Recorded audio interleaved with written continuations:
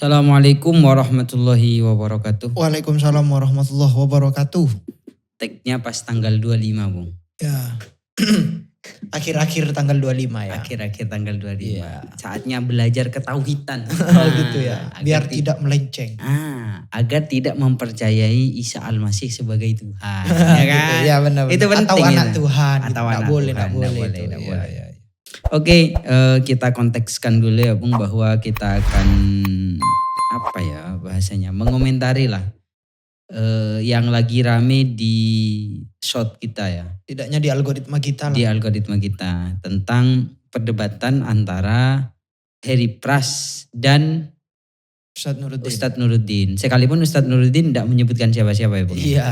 Tapi kalau Heri Pras jelas-jelas ya. Mustad katanya sampai disebut kayak gitu. Sontoloyo dan semisalnya. Karena diedit kalau punya Pras juga Bung. Oh. Kalau punya Ustadz Nuruddin murni pengajian. Oh iya, nggak diedit sama sekali. Nggak ada diedit, nggak diedit. Tapi kalau punya Heri Pras memang ada gambar di sana, ada ya semacamnya lah. Ya benar-benar. Dan juga hujatan-hujatan. Pasti itu. Cacian-cacian.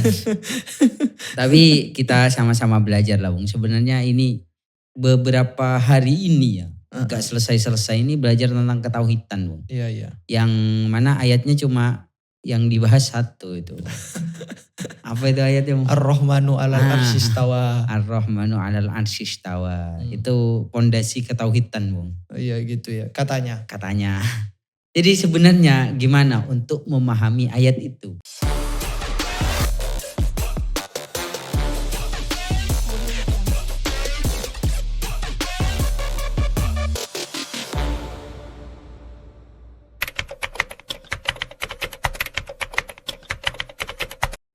Oke, itu di dalam ilmu agama atau khazanah ilmu Islam itu dikatakan sebagai ayat mutasyabihat.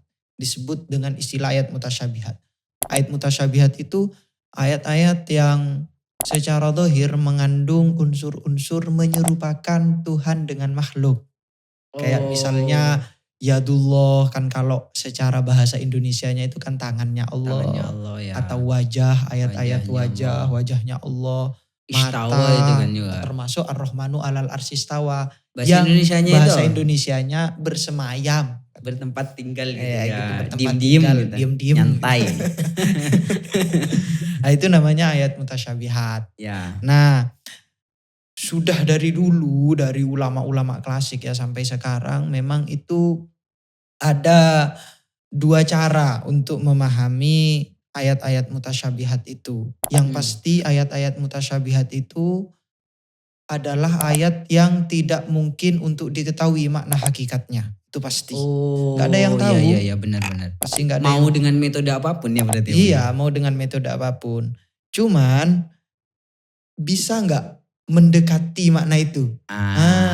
Kita kan dibebani. Iya. Ini beban ini akal. Dibebani akal iya. Bisa gak sih mendekati kepada apa yang Allah maksudkan gitu. Itu ada dua thariqah. Ada dua jalan. Ulama Ahlus Sunnah wal Jamaah. Ada yang disebut dengan thariqatut ta'wil, ada yang disebut dengan thariqatut tafwid. Ini sudah dijelaskan panjang lebar dengan Ustadz Nuruddin sebenarnya ya. Kalau thariqatut ta'wil berarti memalingkan makna, bukan lafadznya ya. Memalingkan makna ayat itu, makna zahirnya ke makna yang tidak zahir. Gimana? Misalnya begini, saya kasih contoh saja. Asadun, lafadz asadun itu maknanya singa. Ya kan? Makna zahirnya singa berarti untuk hewan yang buas. Tapi kemudian saya katakan lafadz singa itu kepada kamu. Hei firman singa. Nah itu berarti perlu ditakwil. Tidak, ya, itu bukan makna aslinya yang tidak dipakai. Berarti singa ungkuan.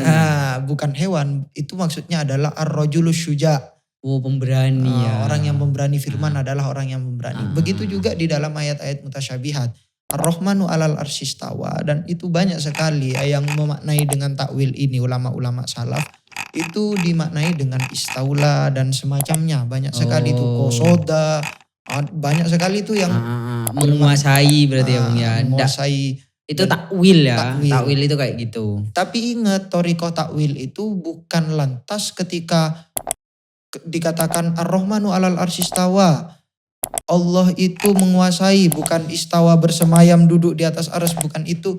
Bukan lantas menafikan sifat istiwanya Allah. Enggak. Oh, Ketika ada lafat ar-Rahmanu alal arsy istawa, itu berarti kalau menurut thoriqah takwil itu, oke, Allah itu mustawin.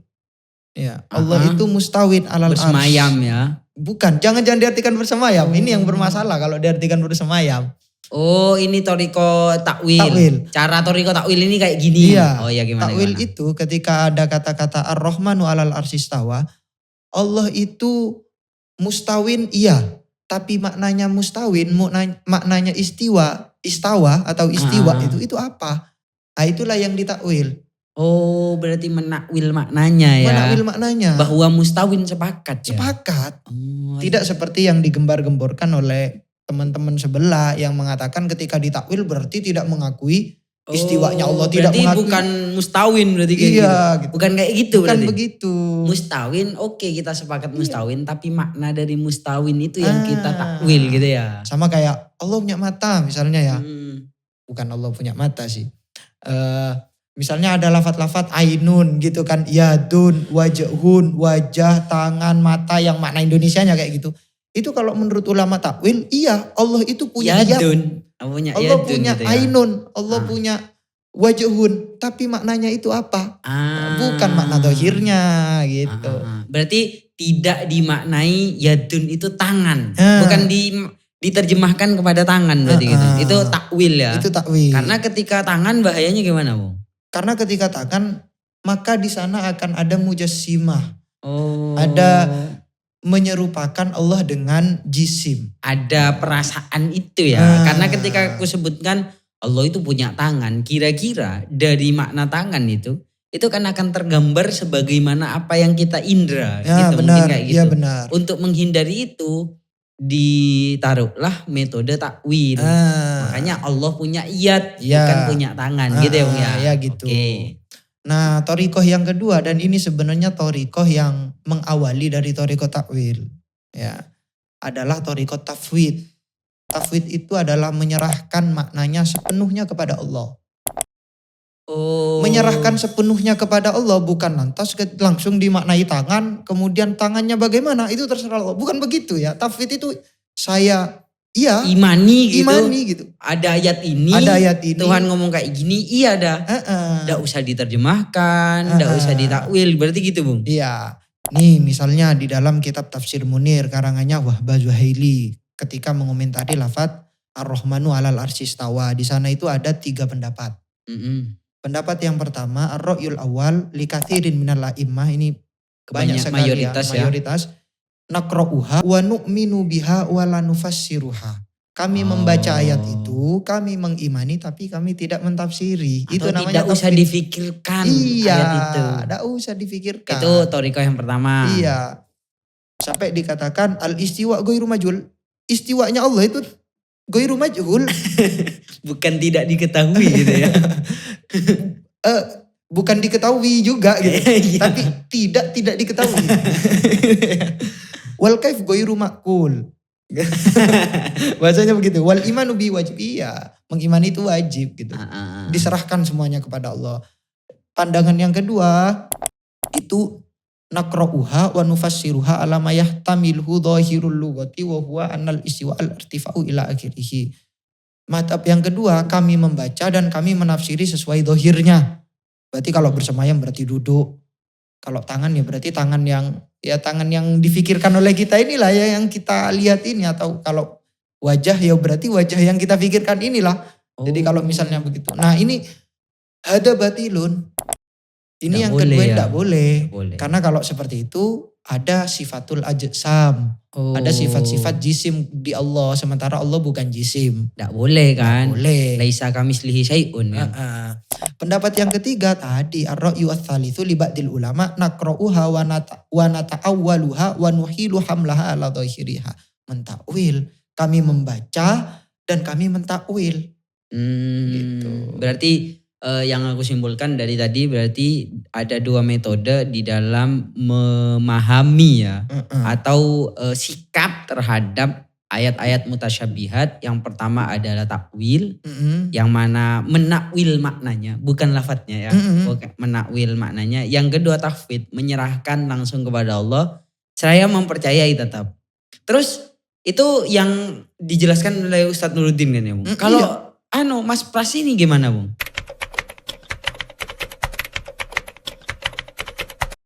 Mas Pras itu tetap mengatakan begini, bahwa Allah itu ada di atas aras. Allah itu punya tangan, Allah itu punya wajah. Tapi semuanya itu diserahkan maknanya kepada Allah. Nah, ini kan Oh. bagiku setengah-setengah mengambil tafwid. Iya benar-benar. Tapi ada tafsirnya juga Tafsirnya, bahwa yadun itu dimaknai tangan. iya nafsiri dia. Dia Nafsiri gitu. Jadi yadun itu Allah punya tangan, tapi bagaimana tangannya Allah itu Urusannya terserah Allah. Iya kayak gitu. Kayak gitu metodenya. Nafsiri, iya metodenya Dan itu begitu. metode apa Bung? Metode apa? Nah itu yang saya tidak tahu. Di ulama salaf tidak ada yang berkata seperti itu. Mau ulama salaf maupun ulama kholaf. Oh berarti belum ada metode kayak gitu ya. Metode apa itu udah tahu ya berarti ya. Gak ada. Bahkan itu dikatakan di dalam kitab Ahlus Sunnah Al-Asyairah Syahadatu Ulama'il Ummati wa Adillatuhum, karangannya Hamad Sinan dan Fauzi Al-Anjari. Dan ini juga sudah diberi kata pengantar oleh ulama-ulama ternama seperti Syekh Ramadan Al-Buti, Syekh Ali Jum'ah, Wahbah Zuhaili, Husain Abdullah Al-Ali, dan ila akhiri, banyak sekali itu yang memberi pengantar itu. Di sana dikatakan di madhab Ahlussunnah wal Jamaah itu tidak ada yang mengatakan seperti apa yang dikatakan oleh teman-teman sebelah itu, Pras dan kawan-kawannya itu, tidak ada. Karena kan kalau seperti itu berarti kamu menafsirkan ayat itu dengan dohirnya, tapi menyerahkan kaifiyahnya kepada Allah. Nah itu tanakut katanya. Di dalam kitab ini itu dikatakan tanakut. Bahkan di otakku juga tanakut Bung. Kontradiktif. Iya, ketika kamu bilang tangan tapi tangannya terserah Allah, gak bisa gitu. Ya tangan di tangan ya di otakku. Iya, itu kontradiktif, gak bisa. Sampai dikatakan begini ya, fa in uthbital makna fakot uthbitatil kaifiyatu. Kalau misalnya kamu sudah menetapkan makna, berarti kamu menetapkan kaifiyah. Karena logikanya Bung, gimana kamu tahu maknanya di saat kamu tidak boleh membayangkan itu? Iya, nggak harusnya bisa. Kayak gitu. Makanya harusnya dengan metode tadi itu lebih aman lah ya. Iya. Takwil atau tafwid sekalian gitu berarti. Kalau kamu nggak mau menafsiri, tidak usah ditafsiri. Bukan tidak ada maknanya, maknanya Tuhan yang tahu. Gitu.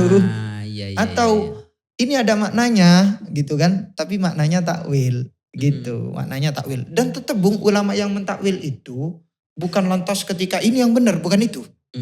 Tetap ulama yang mentakwil itu menyerahkan makna hakikatnya kepada Allah. Itu sebenarnya ulama takwil yang banyak salah dipahami ya. Takwil itu seakan-akan berarti merubah maksud Tuhan. Enggak begitu.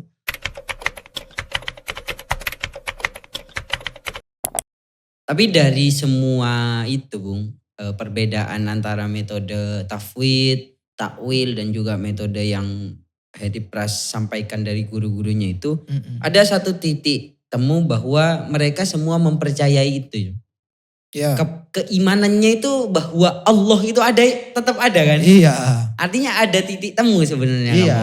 Sama-sama iman. Sama-sama mempercayai bahwa Allah itu laisa kamitslihi syai'un. Laisa kamitslihi syai'un. Pasti itu sepakat semuanya itu. Makanya Bung, yang ingin aku sampaikan adalah bagaimana untuk menyajikan video itu tanpa hujatan gitu loh. Benar. Karena kita pertama kita sama-sama beriman bahwa metodenya boleh jadi beda-beda, tapi ingatlah bahwa kita sama-sama seiman gitu. Iya. Tanpa harus mencaci maki, benar, membodoh-bodohkan. Harusnya kayak gitu ya Bung ya. Harusnya begitu. Dan juga kenapa kita mungkin pernah mengomentari Heri Pras dengan cara juga mencaci maki ya Bung. Sama seperti dengan Heri Pras. Ya, sama dengan Heri Pras. Tapi video keberapa itu? Ketiga, keempat ya. Tapi ranahnya itu ranah amalia Bung. Iya. Aku setuju kalau kita mau berdebat di ranah amalia Di saat ranah fikih gitu ya. Ada ranah hukum fikih. halal haram. Karena itu digunakan gitu loh. ah. Kepercayaan ini di tauhid itu bagiku tidak ada realnya gitu loh. Tidak ada efek samping secara amalia. Ah. Oh, tapi kalau Heri Pras menganggapnya ini persoalan akidah yang sangat mendasar, Bu. Jadi orang tidak boleh salah. Nah, itu kan bagiku yang berlebihan di sana. Padahal ulama-ulama sekaliber Wahbah Zuhaili menyebutkan dalam kitabnya bahwa persoalan ini la yatarattabu ala hadal khilafi natijatun amaliyatun. Tidak ada esensinya Tidak di ada dalam esensi amaliyahnya dalam khilaf perdebatan ini. Perbuatan ini ya. Iya.